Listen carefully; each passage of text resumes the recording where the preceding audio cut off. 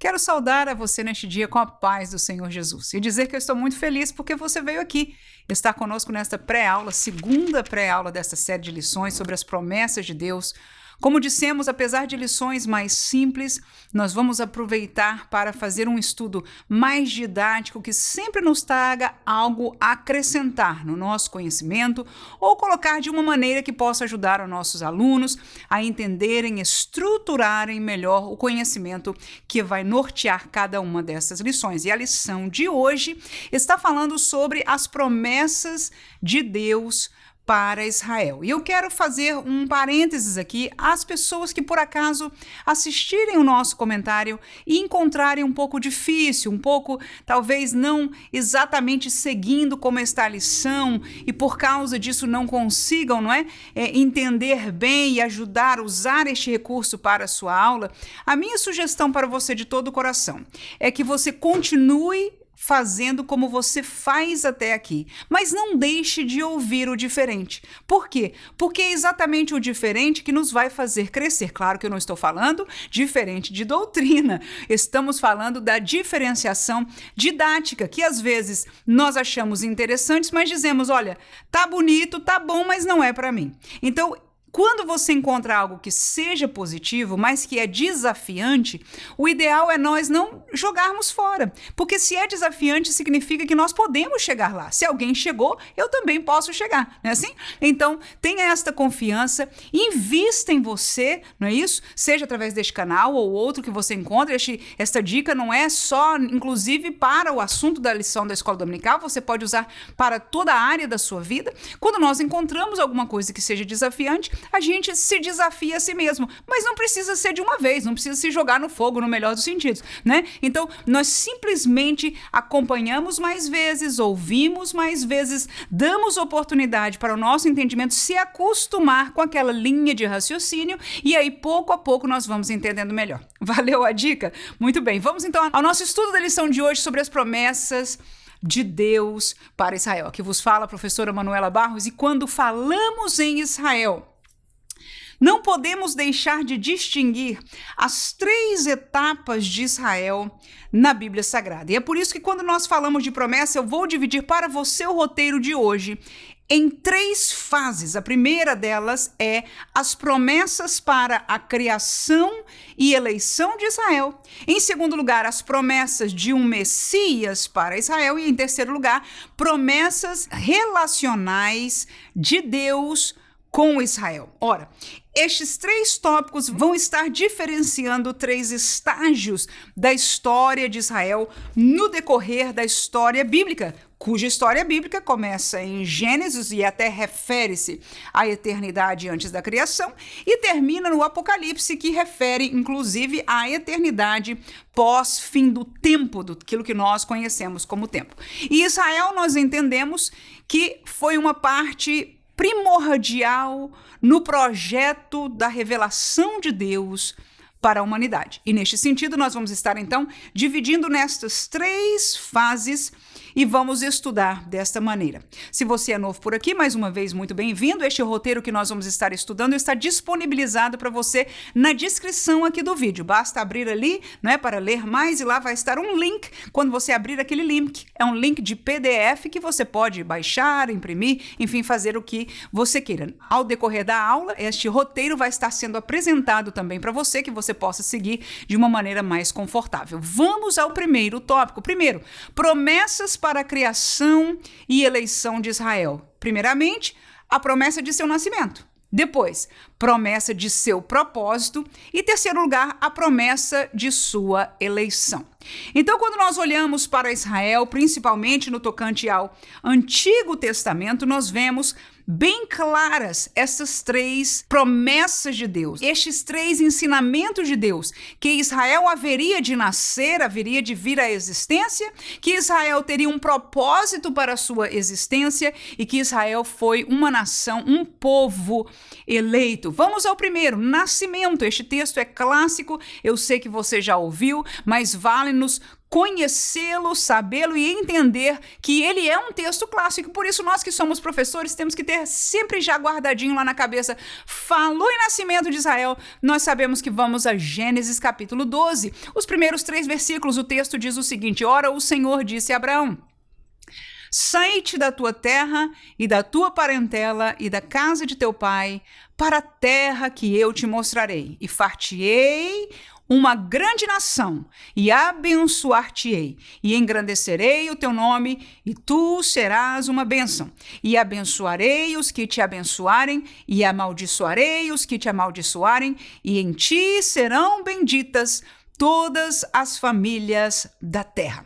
Quando nós olhamos para estes versículos hoje, temos uma compreensão já da pessoa de Jesus, do projeto da salvação e da realidade que a Bíblia já nos ensina até o Apocalipse. Nós vemos muito mais coisas nestes 3 versículos. No entanto, quando nós olhamos para o nascimento de Israel, para estas promessas, o dia que Abraão, ouviu de Deus estas palavras, nós temos uma perspectiva mais simplificada. O que é? É que Deus está chamando, em primeiro lugar, um homem chamado Abraão, que vai se tornar, portanto, o pai desta nação, porque ele disse: de você, Abraão, eu vou fazer uma nação. E esta era a proposta de Deus. Ele tinha um propósito para isso, mas ele chamou a um homem chamado Abraão, que tornou-se o pai da nação israelita. Então, em Abraão, ele chamou a sua descendência, portanto, os filhos e filhos dos filhos, aqueles que em genealogia fossem conectados com a pessoa de Abraão, estes tornariam-se escolhidos por Deus para tornarem-se uma nação abençoada por Deus. A segunda coisa que nós vemos nessa promessa é que Deus estava vinculando estas pessoas, esta família que haveria de se tornar muitas famílias, ao se multiplicarem com o passar dos anos, mas ele está vinculando também uma terra. Ele disse a Abraão: eu quero que você saia do lugar aonde você está para uma terra que eu te mostrarei. O interessante mesmo é nós observarmos que Deus não deu como aos nossos pais na fé, da Assembleia de Deus Brasileira, que mostrou em sonho um mapa e mostrou o Pará, e eles foram na biblioteca descobrir que mapa, que lugar era aquele. Diferentemente a Abraão, ele falou uma palavra que determinaria a fé de Abraão. Ele disse: olha, você vai seguir a minha direção, mas eu vou te mostrar, ou seja, no futuro. Abraão não sabia a terra onde ele ia parar, no entanto, Deus estava já trazendo este sentimento relacional com ele, o que Abraão creu, tornando-se assim pai da fé, e ele saiu do lugar onde ele estava, não é isso? E ele começou a viajar na direção do Senhor para uma terra que Deus haveria de mostrar. Mas a segunda coisa, estabelecendo e fechando este contexto, é que nós não só temos uma genealogia, nós temos uma terra, um local, um país hoje, na linguagem de hoje, não é?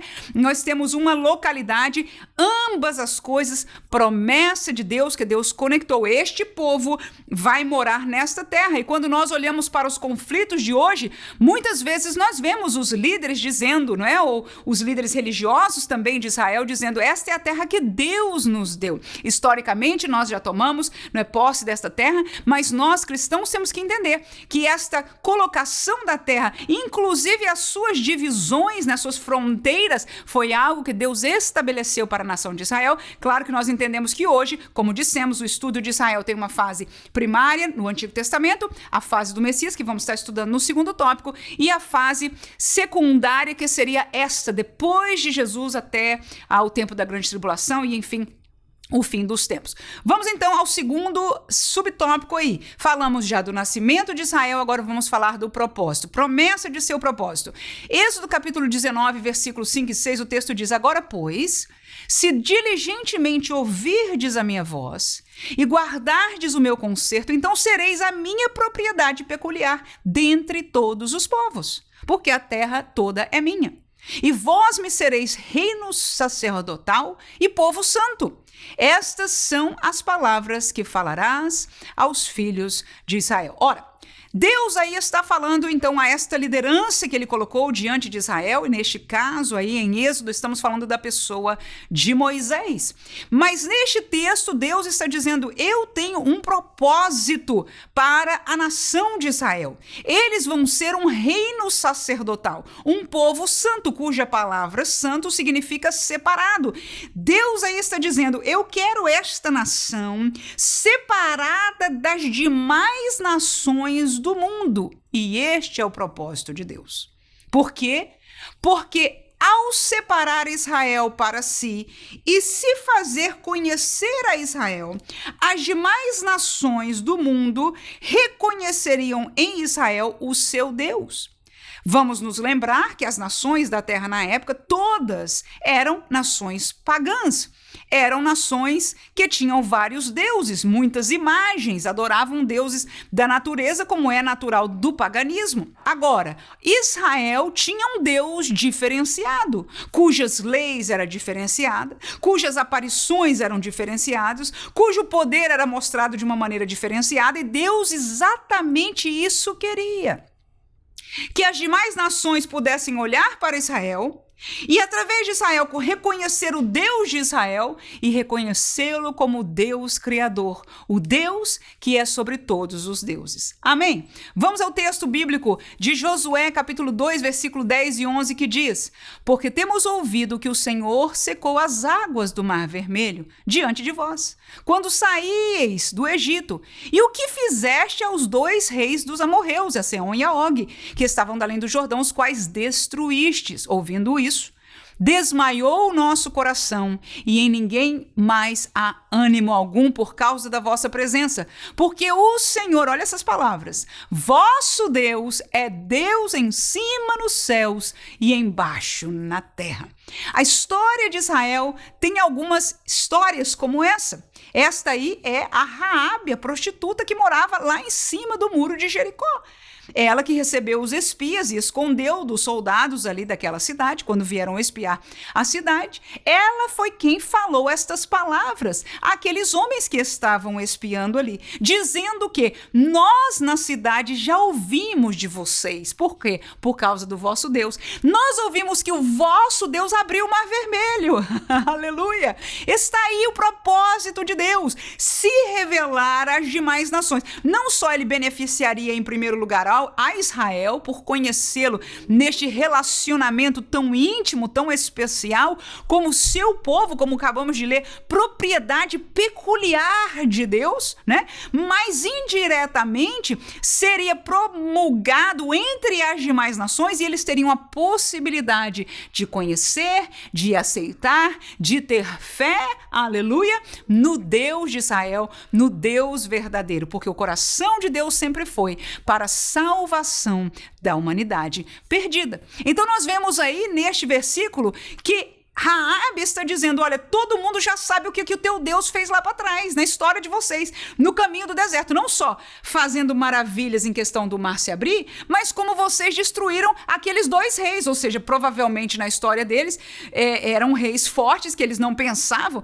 Como é que esse pessoal que vem peregrino aí, saiu escravo do Egito, conseguiu? É o Deus deles, não é assim? Então, agora ela disse: eu quero que vocês saibam. O quê? Que o pessoal aqui tá todo mundo tremendo na base, ninguém tem ânimo mais nenhum. Por quê? Porque a gente sabe que vocês estão querendo entrar aqui. E ela termina com essas palavras gloriosas: porque o Senhor vosso Deus é Deus em cima nos céus e embaixo na terra. Olha que testemunho maravilhoso! E a nação de Israel serviu este propósito para o Senhor nosso Deus, para o Deus da palavra que queria se revelar ao mundo através de Israel. Ele fez se revelar que ele era um Deus superior, que era um Deus que tinha poder nos céus e na terra, e eles nem sabiam das realidades pós-morte, não é? Mas aqui na terra já conseguiam visualizar, entender que o Deus de Israel era superior. Aleluia! Então, promessa do nascimento de Israel, promessa do propósito de Israel, que era para fazer Deus conhecido ao mundo, às demais nações, e terceiro lugar, a promessa da eleição de Israel. Atos capítulo 13, versículo 17, o texto diz o seguinte: O Deus deste povo de Israel escolheu a nossos pais e exaltou o povo, sendo eles estrangeiros na terra do Egito, e com braço poderoso o tirou dela. O que nós vemos aí? O Deus do povo de Israel escolheu os nossos pais, ou seja, o Deus de Abraão, de Isaac e de Jacó, os pais, genealógicos dessa nação, foram escolhidos por Deus, mesmo eles estando débeis, em fraqueza, como escravos, houve um escolher de Deus. Isso nós já entendemos. 1 Crônicas, capítulo 16, versículo 13, o texto diz: vós, sementes de Israel, seus servos, vós, filhos de Jacó, seus eleitos. Isaías 61:9, o texto diz, veja a palavra eleito, escolhidos em primeiro lugar, lembra-se? Segundo versículo nós olhamos a palavra eleitos, em terceiro lugar agora aí, e a sua posteridade será conhecida entre as nações, e os seus descendentes no meio dos povos. Todos quantos o virem, os conhecerão como semente bendita do Senhor. Então nós vemos 3 palavras de promessas aí: escolhidos, eleitos e um povo bendito do Senhor. Então, coisas bonitas sobre Israel, e nós nos perguntamos, queremos entender a eleição de Israel, porque semelhantemente, escute isso por favor, que é muito importante, escute isso. O Novo Testamento muitas vezes fala que nós somos eleitos.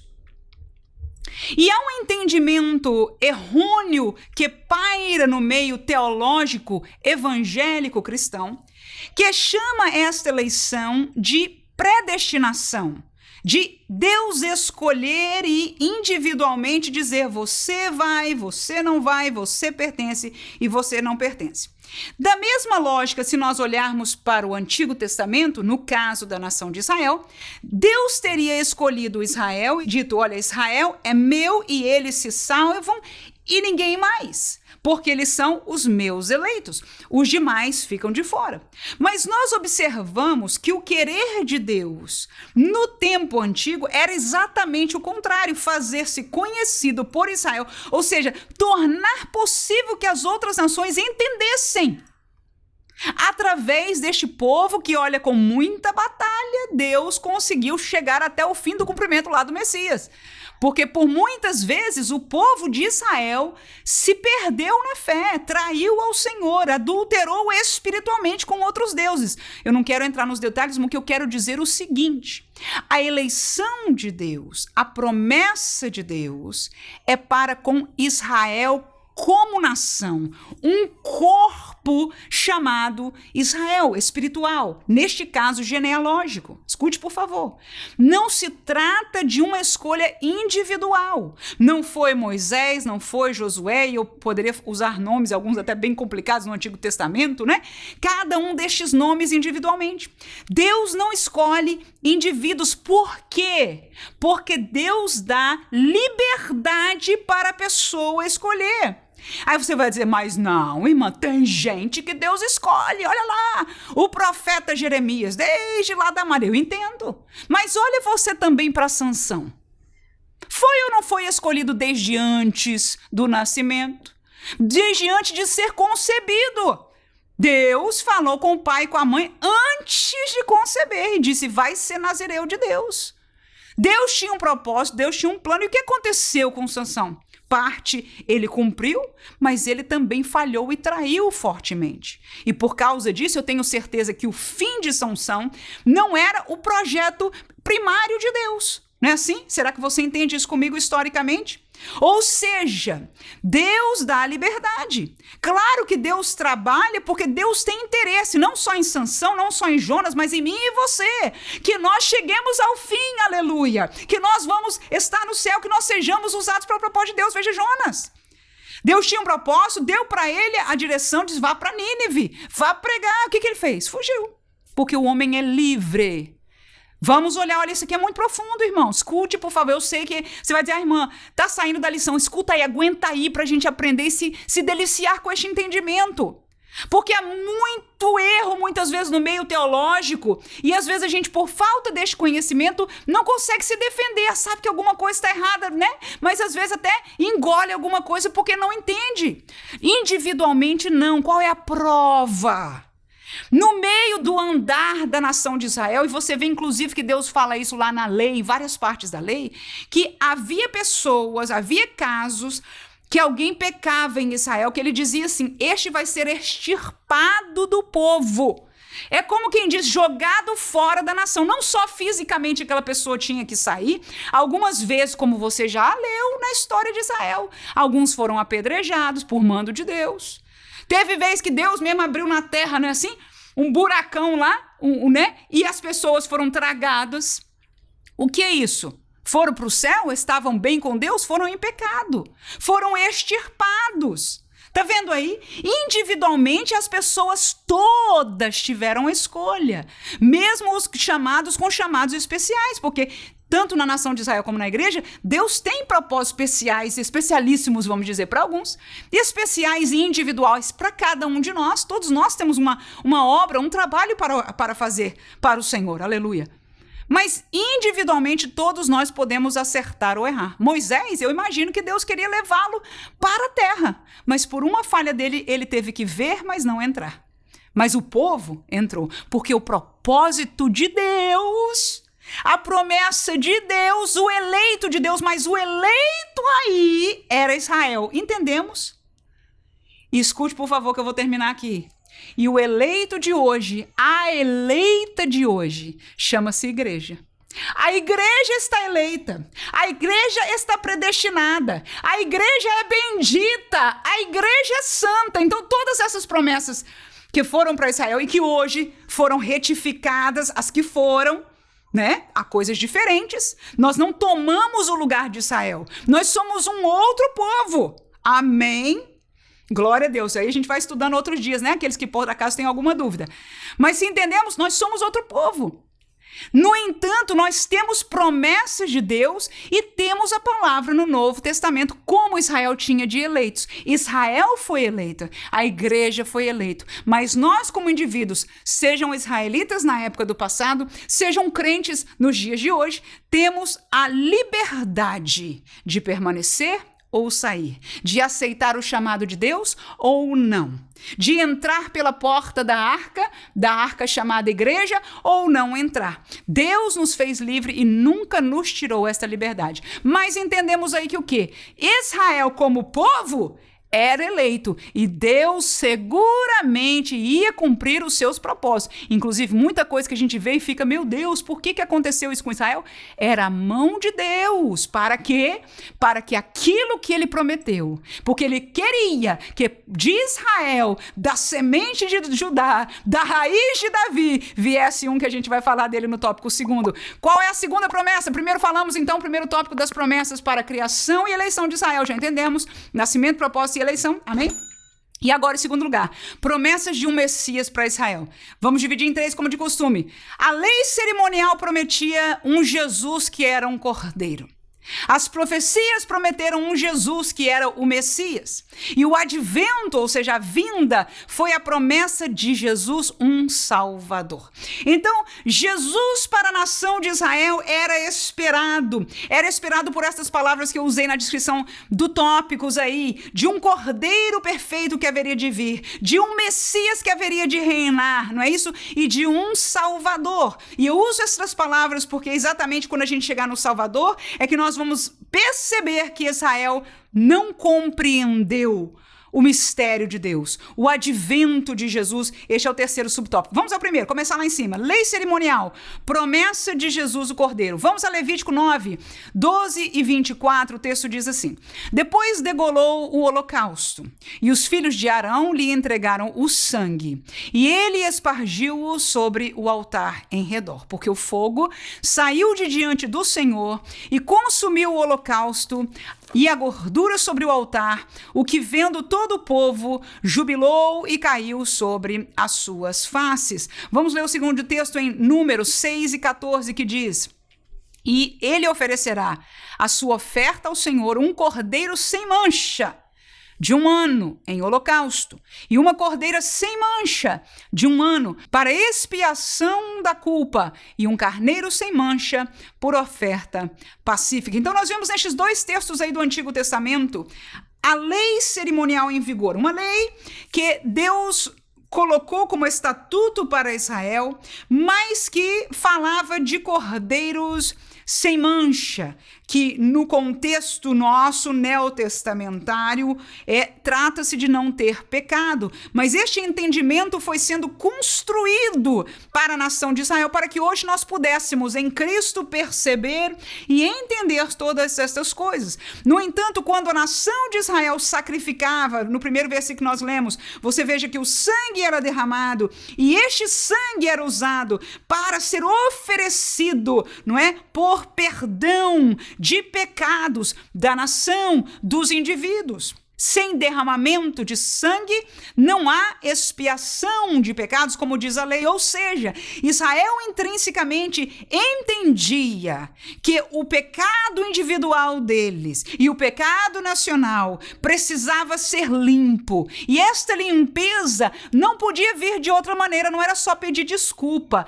Havia necessidade de um sacrifício. E através dos sacrifícios de animais, eles entendiam que era necessário morte, sangue, para que depois de um tempo eles entenderiam que um cordeiro haveria de ser crucificado. O Filho de Deus perfeito, sem mancha, sem pecado, haveria de ser morto, entregue, o seu sangue espargido e oferecido diante de Deus para perdão dos pecados. O que hoje nós entendemos, que aceitamos isso pela fé. O sacrifício final, o cordeiro perfeito foi entregue, aqueles cobriam o pecado, foram feitos em muitas quantidades. O texto de Hebreus, né, nos ensina isso muito bem a miúdos, né? No entanto, o Cordeiro de Deus, Cristo Jesus, foi oferecido uma só vez por todos os nossos pecados. E agora nós, pela fé, podemos crer e ser perdoados. Veja o texto de Coríntios. Nós conhecemos, 1 Coríntios capítulo 11,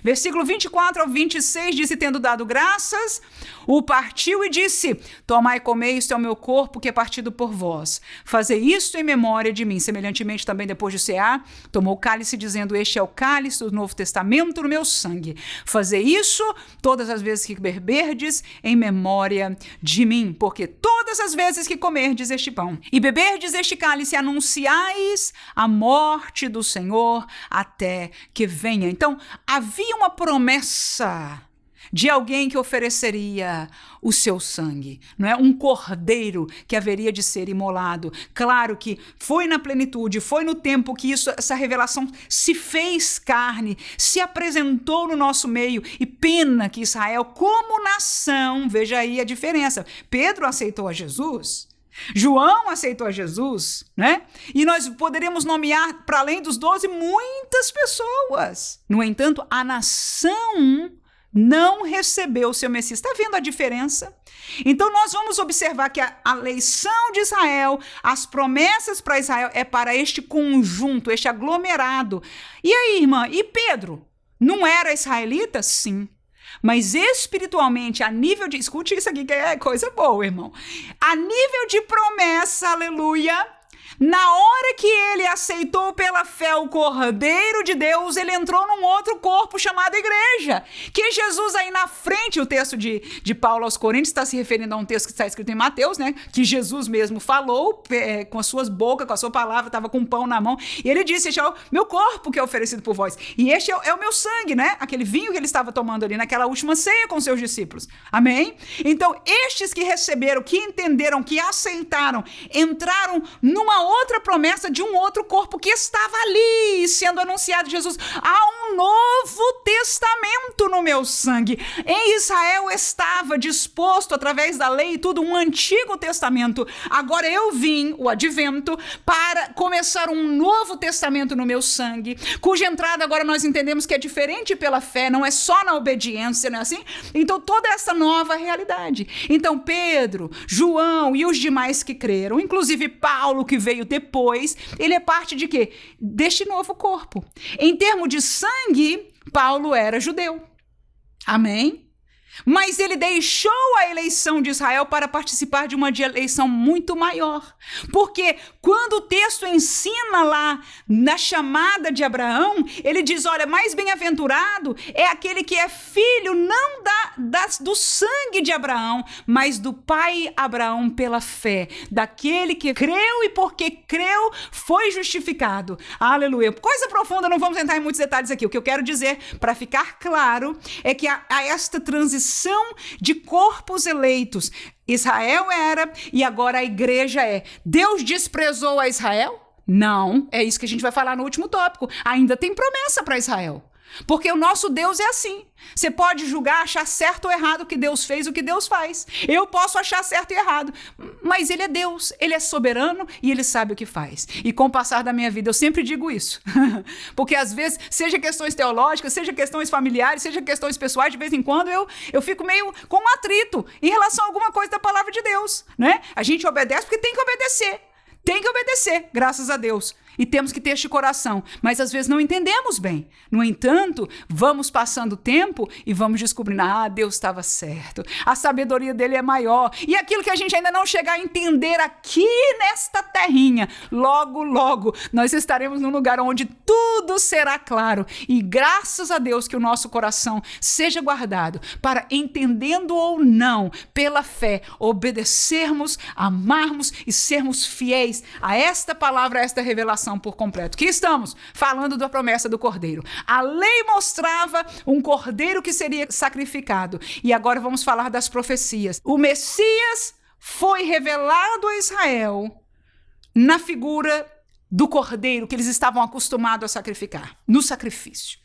Mas foi também por voz de alguns profetas, o mais conhecido que nós chamamos do profeta messiânico, né? Foi Isaías. Vamos ler 2 textos proféticos dele, capítulo 61, 1-3, diz: o Espírito do Senhor Jeová está sobre mim, porque o Senhor me ungiu para pregar boas novas aos mansos. Enviou-me a restaurar os contritos de coração, proclamar liberdade aos cativos e abertura de prisão aos presos, e a pregoar o ano aceitável do Senhor, e o dia da vingança do nosso Deus, a consolar todos os tristes, a ordenar acerca dos tristes de Sião, que se lhes dê ornamento por cinza, óleo de gozo por tristeza, veste de louvor por espírito angustiado, a fim de que se chamem árvores de justiça, plantação do Senhor, para que ele seja glorificado. Ora, esta promessa aí foi dada de Deus pela boca de Isaías.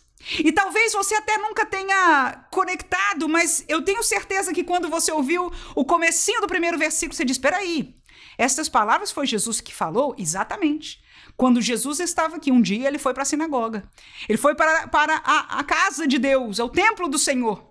E ele pegou um livro, um rolo, né? E ele abriu aquele rolo. E era este o texto que estava. Aleluia! E ele leu este texto. E quando ele fechou, ele disse, hoje se cumpre entre vós esta escritura. Aleluia! Do tempo de Isaías foi promulgada uma profecia que haveria um cujo Espírito de Jeová estaria sobre ele, o ungiria para pregar boas novas, para restaurar contritos, para pregar liberdade, para abrir as prisões dos presos, para trazer alegria no lugar de tristeza, e era o que Jesus veio fazer. Então este Messias, que os judeus ali estavam esperando, um novo comandante, um Davi da vida, que fosse reinar, que fosse pelejar, mas a escritura profética falava deste Messias com esta dimensão total, inclusive que acabamos de ler, de alguém que veio, não é, trazer um novo coração, uma restauração de contritos, alguém que pregaria boas novas de salvação. Mas Israel não entendeu. Mas na escritura, nas profecias, havia sim promessas de um Messias que restauraria as coisas físicas. Isso ainda está por acontecer, vamos estudar no 3º tópico. Mas aí nós entendemos que o Messias, pela profecias dada ao povo de Israel, estamos falando de promessas a Israel, não é isso? Dada, eles deveriam reconhecer este Messias, porque as escrituras profetizavam, mostravam no futuro. Vamos a Isaías 53, que é um texto que você também conhece. E que os israelitas do tempo de Jesus também conheciam, só não entendiam o que e como. Amém? Olha lá o texto. Mas ele foi ferido pelas nossas transgressões. Ele foi moído pelas nossas iniquidades, ou seja, nosso pecado. O castigo que nos traz a paz, que paz? Religar com Deus, paz contra Deus. Nós éramos inimigos de Deus, agora este castigo nos traz a paz. Estava sobre ele e pelas suas pisaduras nós fomos sarados. Todos nós andamos desgarrados como ovelhas, cada um se desviava pelo seu caminho, mas o Senhor fez cair sobre ele a iniquidade de todos nós. Ele foi oprimido, mas não abriu a sua boca, como um cordeiro. Foi levado ao matadouro, e como a ovelha muda perante os seus tosquiadores, não abriu a sua boca. Da opressão e do juízo foi tirado. Quem contará o tempo da sua vida, porquanto foi cortado da terra dos viventes, e pela transgressão do meu povo foi ele atingido. Veja que promessa, que profecia gloriosa. Eu e você nos regozijamos por determinadas palavras, porque nós temos a visão, a ótica da igreja. Mas aí estava uma promessa para Israel, aleluia. Ele veio para o que era seu. Você pode ler isso em João, e este seu, a princípio, não era a igreja, era Israel.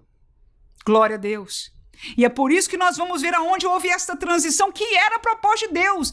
E isso vai ser a nossa atividade, viu? Dessa semana. Se você está escutando este vídeo antes da quarta-feira, ainda não está disponível para você, mas a partir da quarta, excelente atividade que nós vamos fazer no decorrer da lição. Às vezes a gente tem atividade para o começo, né? A nível de introdução da classe. Às vezes alguma coisa no meio, às vezes alguma coisa no final. Mas essa atividade vai ser no meio da classe, aonde você achar que se ajuste melhor. Um dos tópicos da lição, o pastor comentarista menciona o texto, e é lá, né? Nós vamos falar na dica lá da atividade onde você deve colocar na sua classe, tá bom? Mas aí o que a gente vê? Que o Messias, este Salvador, foi profetizado, né? Esta promessa de Isaías era a princípio para Israel, para salvá-lo que dos seus próprios pecados. Então, olha lá que interessante. Não era o povo escolhido? Não era povo eleito? Então devia estar tudo certo, tá indo para o céu. Por que eles precisavam de um Salvador? Mas precisavam. Porque aquele sacrifício na carne cobria por um pouquinho de tempo. Pecou de novo, tinha que resolver o problema. Mas vinha haver um que levaria sobre ele, aleluia, a transgressão de todos, glória a Deus. E este dia chegou, mas Israel não reconheceu. O advento é o terceiro subtópico. A promessa de um Jesus Salvador. Agora ficaria mais claro, né? E nós vamos ver isso quando aconteceu, quando o advento, o dia, a vinda aconteceu. Veja bem. A Israel foi prometido, ou seja, promessa de Deus para Israel. Primeiro, a sua criação, a sua eleição.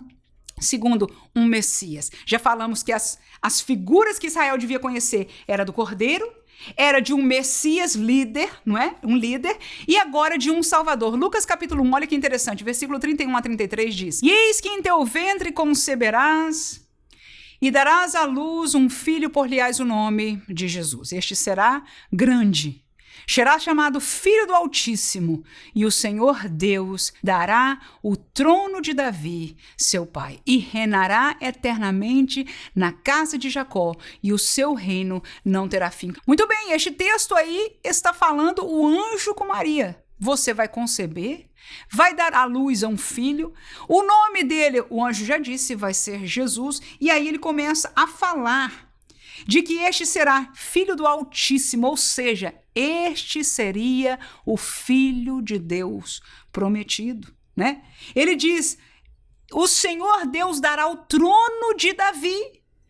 Esta era a esperança messiânica de Israel. E agora este anjo aparece a Maria e diz estas coisas: o menino que vai nascer do teu ventre é o que o Senhor Deus dará ao trono de Davi. Até eu e você podemos perguntar o que Israel perguntou.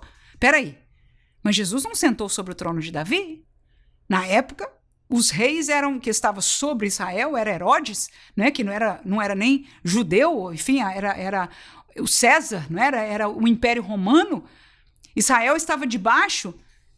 Como que isso não aconteceu? Como que era Jesus? É porque ainda vai acontecer.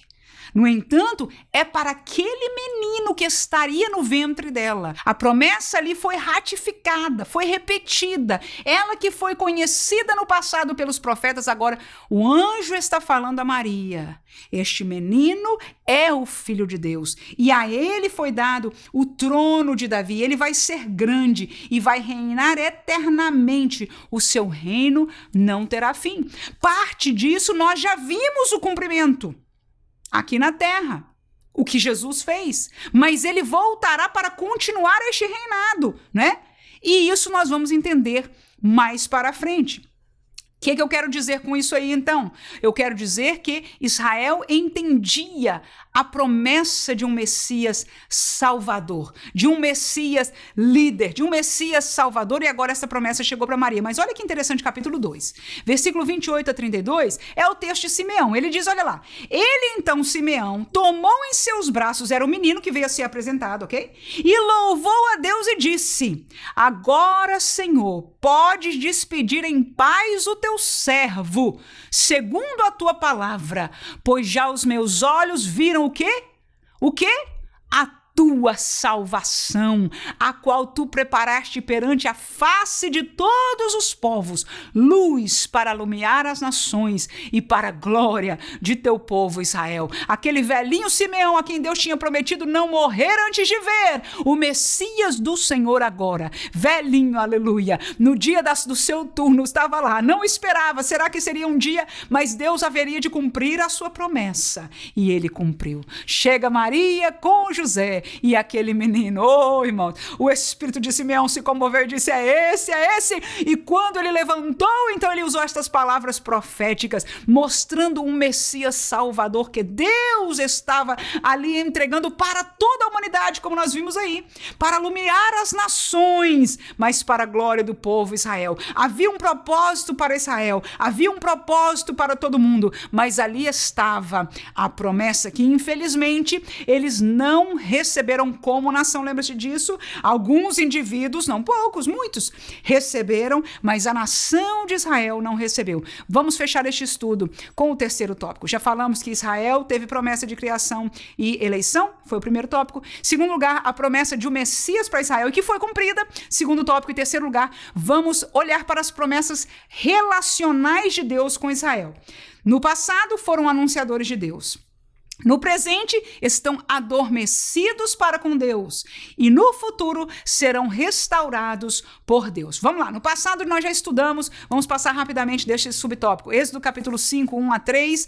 Depois foram Moisés e Arão e disseram a Faraó, assim diz o Senhor, Deus de Israel, deixa ir o meu povo para que me celebre uma festa no deserto. Mas Faraó disse, quem é o Senhor cuja voz eu ouvirei para deixar ir Israel?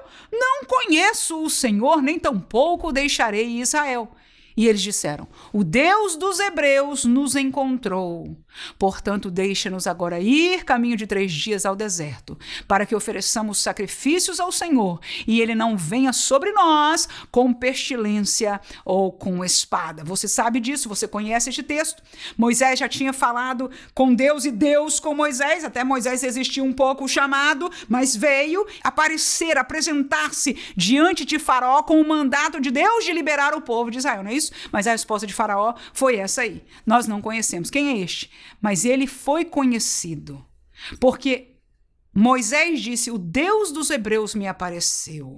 Desta raça hebraica, desta nação, deste povo que é escravo. E olha, Moisés tinha um conhecimento de Faraó, porque ele foi criado naquela casa ali, naquele palácio, né? Agora ele aparece diante de Faraó e diz, o Deus dos hebreus me apareceu a mim.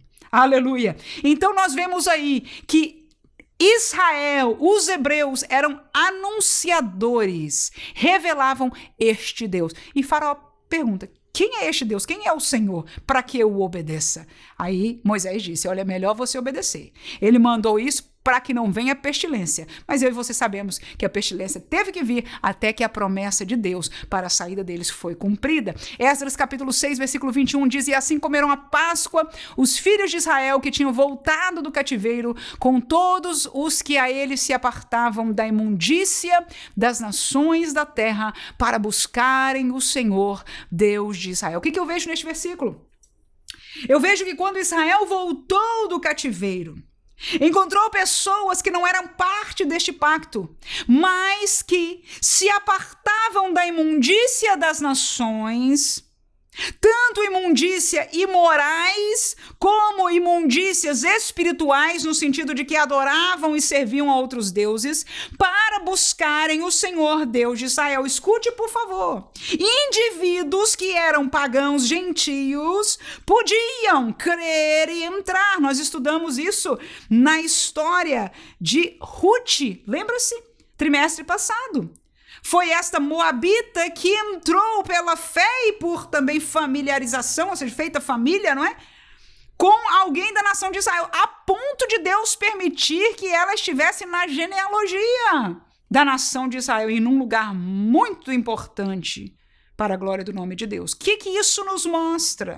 A eleição foi de Israel, mas individualmente não só alguém daqui podia sair, mas alguém de fora podia entrar, e este era o querer de Deus, em termos geral, ia acontecer massivamente no tempo que nós vivemos hoje, chamado tempo da graça, mas que aconteceu no Antigo Testamento, e você tem uma prova aí, né? Que quando eles voltaram, encontraram muitas pessoas que, ao ver o mover em favor de Israel neste tempo de regresso ao cativeiro e reconstrução, eles decidiram se apartar da imundícia de seus deuses e buscarem ao Senhor, Deus de Israel. E isto foi recebido. 1 Samuel capítulo 5, versículo 4 e 7, mais um verso que diz: levantando-se de madrugada no dia seguinte, pela manhã, eis que Dagom, este Deus, falso, mas está lá, o Deus, né? Jazia caído com o rosto em terra, diante da arca do Senhor.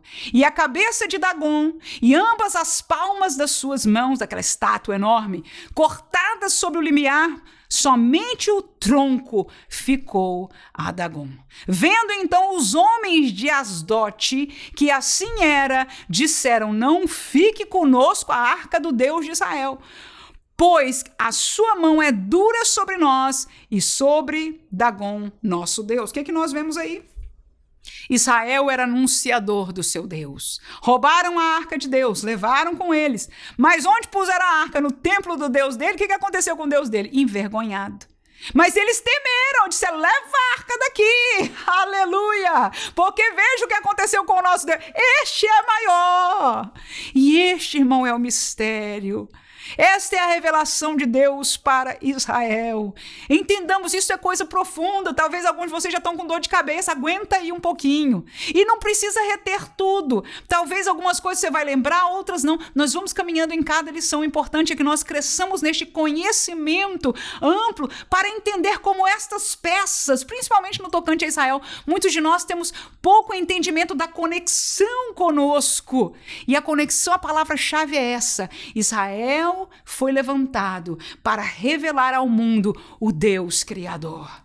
Este Deus tinha um plano de um Messias, de um Salvador para a humanidade. Por isso, eu vou fazer um parênteses aqui, vou longe, hein? Que ele disse para Abraão: em ti serão benditas não só todas as famílias filhas de Abraão, todas as famílias da terra, não é assim? Então, esta promessa, o coração de Deus, ele queria que todos se salvassem. A revelação viria a todos, mas tinha que começar, tinha que aparecer, fazer sentido diante das nações. E ele assim o fez, através da nação de Israel. Aleluia! No presente, como é que está Israel no presente? Como é que está a promessa relacionada? Como é que está o relacionamento de Deus com Israel no tempo presente? Eles estão adormecidos para com Deus. Como aconteceu isso? Como nação, eles não receberam o seu Messias. Eles não creram como nação. Volto a dizer, indivíduos, sim. Qual é a prova? Pedro, João, Paulo, depois mesmo que não viu o Messias em pessoa, ainda que ele apareceu para ele, né? Mas podia falar de Timóteo e outros no tempo de Paulo, né? Assim? E nós, pela fé, no caso nós não, porque não somos judeus, né? Mas para o povo de Israel, eles estão adormecidos porque como nação, eles não receberam o seu Messias. Pelo contrário, crucificam, foi o clamor daquela nação a Pilatos, para que assim o fizesse. O texto de Romanos é o texto que nós vamos estar fazendo uma atividade especial com ele. Você, por favor, procure o vídeo, vai estar na descrição deste vídeo aqui, no finalzinho do vídeo também vai aparecer para você tocar, ou se você quiser procurar pela atividade aí no YouTube, você que nos está assistindo, para que você possa ver se quer fazer ou não com a sua classe. Mas vamos aqui nesta pré-aula ler o texto de capítulo 11, versículo 8, depois eu vou saltar do 17 ao 20, que Paulo explica esta situação do adormecimento de Israel. Veja o texto, por favor. Capítulo 11, versículo 8 diz: como está escrito, Deus lhes deu espírito de profundo sono, olhos para não verem e ouvidos para não ouvirem até o dia de hoje. E se alguns dos ramos foram quebrados e tu, sendo jambujeiro, foste enxertado em lugar deles e feito participante da raiz e da seiva da oliveira, não te glories contra os ramos, Israel, os judeus. E se contra ele te gloriares, não és tu que sustenta a raiz, mas a ti. Dirá, pois, os ramos foram quebrados para que eu fosse enxertado. Tá bem, diz Paulo, pela incredulidade deles foram quebrados.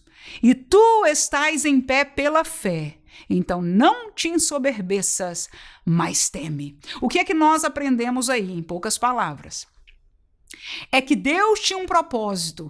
E Israel, pela sua incredulidade, cegou-se, adormeceu-se, tornou-se vítima de Deus, de uma certa maldição, não é? De um encerramento ali, de um sono profundo que Deus o colocou, para que eles não pudessem mais ver. E é este o estado de Israel hoje. Ainda há promessas para Israel, mas como nação, individualmente, qualquer israelita pode ouvir a mensagem que está em vigor.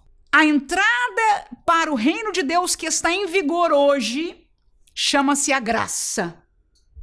E ela é alcançada pela fé.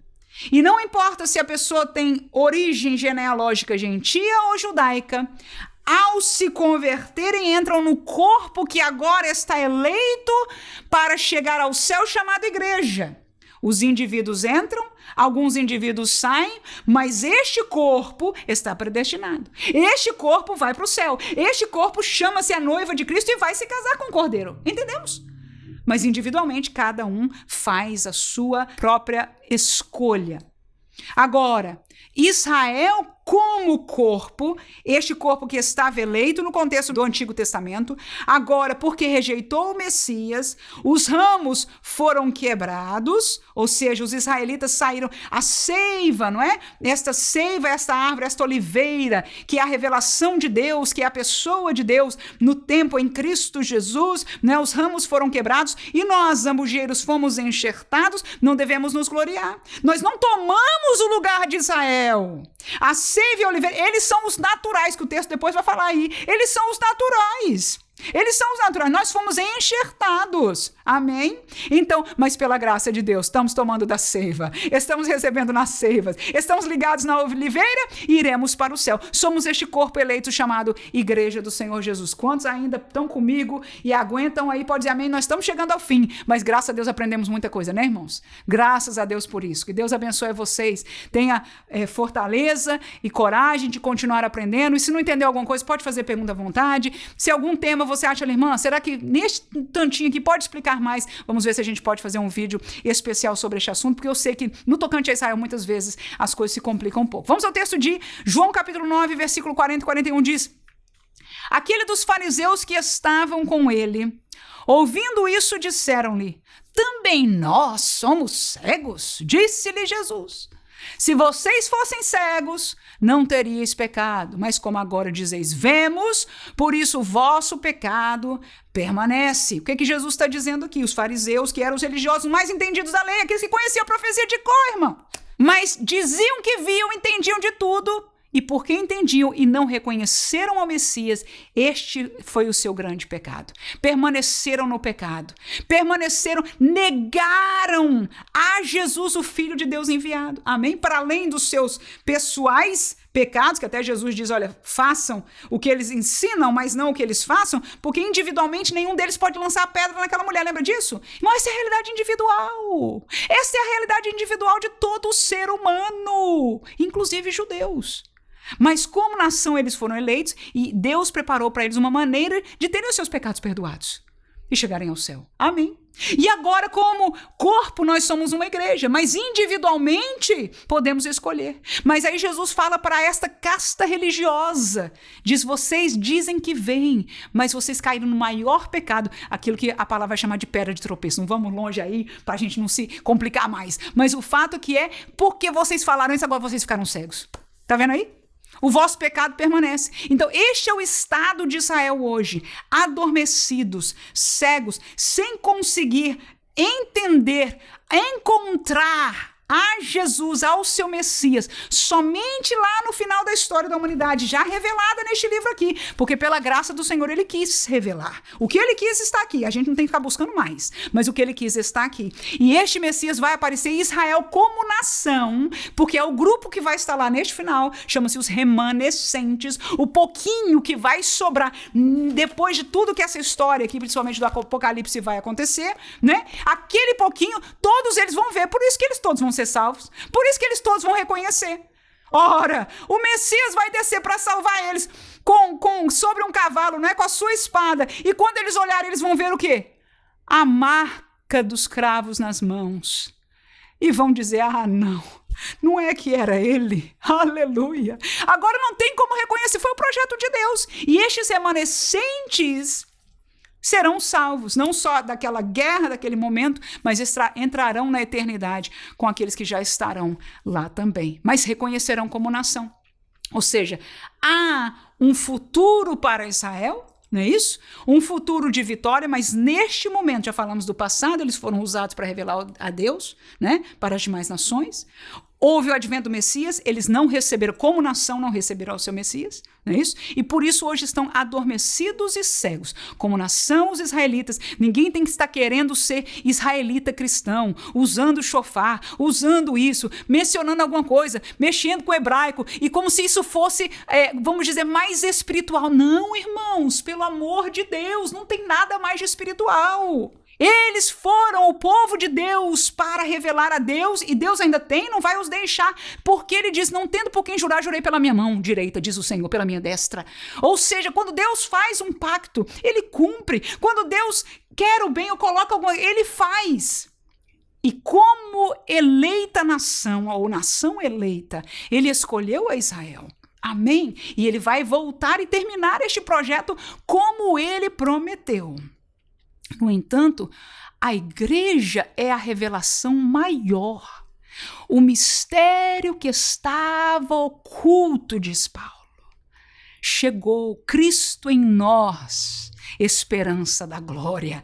Quando Cristo foi feito entendível e aceitável e encontrável através da graça para toda a humanidade, o desejo de Deus agora estava completo. O corpo chamado igreja é maior. Não te ensoberbeças, disse Paulo, porque vocês não são os naturais. Tá aí, tá vendo aí o balanço de Deus? Que sabedoria tremenda do nosso Deus. No entanto, nós não devemos ficar buscando espiritualidade no judaizante, no judaísmo, de maneira alguma. Judeu é genealógico, que receba pela graça, porque até hoje está aberta a graça, inclusive para os que são de origem judaicas, hebraicas, em termos de genealogia. E na hora que eles aceitarem e crerem em Jesus, eles se tornam o quê, irmãos? Diga aí, vamos ver se você sabe. Igreja. Espiritualmente, eles deixam de ser, porque o pacto com Israel, eles são adormecidos, mas eles se tornam igreja, como Paulo. Paulo era judeu na carne, mas ele era o quê? Era igreja, irmãos. Amém? E como eu e você, ele já está lá, eu e você ainda estamos aqui, né? Mas pela graça de Deus estaremos para sempre com o Senhor. Terceiro tópico, falando agora do futuro de Israel. Eles serão restaurados para com Deus. Volto a dizer, Israel como um corpo. Esta nação tem promessa de restauração. Isaías capítulo 35, 7 a 10, o texto diz o seguinte: e a terra seca se transformará em tanques, terra sedenta em mananciais de águas, nas habitações em que jaziam os chacais haverá erva com canas e juncos, e haverá um alto caminho, um caminho que se chamará o caminho santo, e os imundos não passará por ele, mas será para o povo de Deus os caminhantes, até mesmo os loucos não errarão. Não, ali não haverá leão, nem animal feroz subirá a ele, nem se achará nele, mas os remidos andarão por ele. Então esta promessa aí está falando sobre um futuro para Israel, que são os resgatados do Senhor, um povo que terá alegria, que será voltado à sua terra a ter não mais sequidão, mas abundância de águas. Há detalhes nas profecias que falam sobre isso. Para Israel isso faz sentido demais, quem conhece a geografia naquele lugar. Mas esta bênção, inclusive da geografia de Israel, é o que Deus tem preparado para eles. O dia do cumprimento dessas promessas vai chegar. No tempo que isto acontecer, nós, como igreja, já estaremos nas bodas do Cordeiro, porque o tempo da graça se fechará, como foi nos dias de Noé, e Deus mandou Noé entrar na arca e fechou a porta será fechada no dia que a trombeta tocar. Eu e você seremos levados para estar com o Senhor, estaremos recebendo um corpo glorioso. Aqueles que morreram em Cristo ressuscitarão primeiro e Deus voltará então a lidar com a nação de Israel. Neste tempo, estas promessas que estão ainda por se cumprir, vão se cumprir, inclusive na entrada do reino milenial, que é quando Jesus chegará e será rei sobre a terra, será rei sobre a nação de Israel, não é isso? Os remanescentes que agora o conhecerão e o reconhecerão. Capítulo 11 de Romanos, ainda aquele mesmo contexto de Paulo, diz no versículo 25 e 26, porque não quero, irmãos, está falando com os crentes, com os salvos, que vocês ignorem um segredo, para que não presumais de vós mesmos, que o endurecimento veio em parte sobre Israel, até que a plenitude dos gentios haja entrada. E assim todo Israel será salvo, como está escrito. Olha aí, profecia. De Sião virá o libertador e desviará de Jacó as impiedades. Veja bem, isso é uma palavra muito profunda, mas tão interessante para a gente. Eu não posso dizer para você os detalhes, mas eu posso dizer o que está escrito. E o versículo primeiro que nós lemos aí, o 25, ele diz o seguinte: este endurecimento, que nós já chamamos de cegueira, nós já chamamos de adormecimento, agora Deus chama de endurecimento, veio sobre Israel por um tempo. E este tempo chama-se o tempo que a plenitude dos gentios haja entrado. Ou seja, Deus estabeleceu em sua soberania um tempo chamado graça, em termos de maneira de salvação, para que os gentios tivessem a oportunidade de entrar nessa porta da salvação. Mas no dia que a plenitude dos gentios já tiver entrado, é mais ou menos quando os últimos animais e a família de Noé entrou na arca, por aí, para a gente entender. Quando entrou todo mundo, a porta o quê? Se fechou do lado de fora, porque foi Deus quem fechou. A mesma coisa que vai acontecer. Quando este tempo que Deus chamou de que se terminou a plenitude dos gentios ter entrado na igreja, no contexto do reino de Deus, então a porta vai se fechar. E aí sim, todo Israel será salvo, porque depois que a porta se fecha, que a igreja, não é levada para o céu, o mundo vai passar por um tempo de grande tribulação, onde Deus vai lidar com Israel no sentido espiritual e com o mundo no sentido de juízo, não é isso? Mas que no final, quando eles estiverem, não é, as nações levantadas em guerra contra ele, o Salvador virá e de Sião, como diz aí, vai vir o libertador, não é isso? Então Jesus virá e todo Israel, como nós explicamos já neste sentido, eles verão o Messias, reconhecerão o Messias e serão salvos não só por agora crerem neste Messias, mas porque eles serão libertados daquela situação de guerra. E naquele tempo que Jesus agora vai voltar e pisar a terra, ele vai estabelecer o seu reino para cumprir tudo aquilo que eu e você lemos lá em Isaías, Ezequiel, e que os judeus sempre esperaram durante o passar o decorrer da sua história, até hoje estão esperando. Este reino acontecerá, o reino milenial, Apocalipse fala do milênio, estes 1000 anos que Jesus reinará aqui nesta terra. Romanos 9, 27, nós estaremos terminando este estudo com este versículo que diz: também Isaías clamava acerca de Israel. Ainda que o número dos filhos de Israel seja como a areia do mar, o remanescente é que será salvo. Então, uma profecia de Isaías que Paulo agora repete aos romanos, Romanos, explicando que haverá somente um remanescente. E neste tempo que eu e você estamos vivendo, que nós somos igreja, Israel está adormecido como nação. Individualmente as pessoas podem sair, entrar e sair do corpo, do tempo dos gentios, cuja salvação está na igreja, na grande arca do Senhor. Está entendido? Mas quando esta arca chegar ao seu porto, for levada, quando nós subirmos no tocar da trombeta, então Deus voltará a lidar com Israel. E como estamos falando das promessas de Deus para Israel, muitas promessas ainda não foram cumpridas, mas Deus ainda vai cumprir adiante de nós, quando a igreja for levada. Portanto, entenda, há teologias que diz nós, igreja, substituímos Israel. E as promessas que eram para eles agora são para nós. Não. Errado. Essas promessas de reino, disso, daquilo, não é para a igreja reinar aqui e agora ter partido político, porque nós... Não, tá tudo errado. As promessas de reino do Messias é ele quem vai reinar. Chama-se milênio. Eu não sei o que acontece com a Bíblia destes irmãos, que ou não estão querendo entender, ou estão deixando de lado propositadamente. Eu não digo nem das vítimas que estão aprendendo debaixo dos seus ensinamentos, mas daqueles que promulgam tal erro. Aleluia! Nós não substituímos a Israel. Nós somos o corpo, a revelação maior chamada igreja, o mistério que esteve oculto. Mas o nosso tempo está contado, aleluia! A trombeta tocará e nós seremos arrebatados. E depois o Senhor ainda vai vir cumprir o resto que está escrito. Quantos podem glorificar ao nome do Senhor? Eu espero que você veja a atividade, o vídeo da atividade, também esteja assistindo algumas pregações que nós postamos aqui neste canal.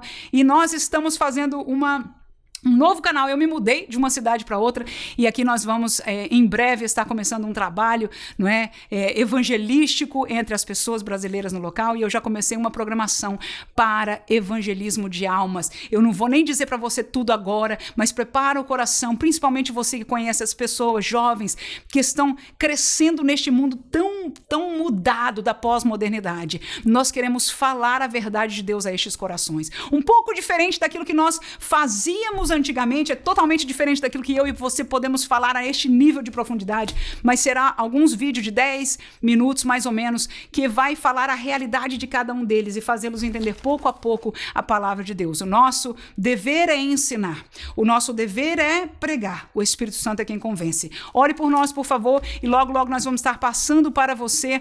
Em primeiro lugar, se você não está na nossa newsletter, se inscreva, não é? Porque nós vamos anunciar na newsletter essa programação nova que nós já começamos a colocar aqui no ar. Aqui onde nós estamos, está no Facebook, está no Instagram, está no YouTube. Nós vamos estar falando com você. Por agora, ore, por favor, que Deus nos dê sabedoria para alcançar essas almas, falar a linguagem que eles entendem, mas trazer a luz da palavra de Deus para ele. Orem por nós, por favor, eu vos peço. Mas neste domingo, seja usado você, amém? Eu sei que foi muita coisa para a gente engolir e volto a dizer, se foi muito, não fique. Eu sei que às vezes até a cabeça está um pouco cansada, né? Eu entendo. Eu às vezes não sei por que eu falo tanto, mas para alguns tudo fez sentido agora e foi certinho o suficiente. Para você que está cansado, não tem problema, você já aprendeu bastante coisa, alguma coisa ficou. As aulas vão passando, mais vai ficando. Eu digo isso com muito amor por você, porque comigo aconteceu a mesma coisa. Quando eu fui aprendendo tudo isso, às vezes era demais para minha cabeça e eu digo, ai Jesus, mas a gente vai repetindo numa lição, vai falando outra, e aquilo foi ficando, consolidando, e hoje, pela graça de Deus, eu posso compartilhar esta graça com você, este ensinamento com você, e eu espero em Deus que você seja usada por Deus também para ensinar na sala de aula onde o Senhor te colocou para glorificar o seu nome. Amém.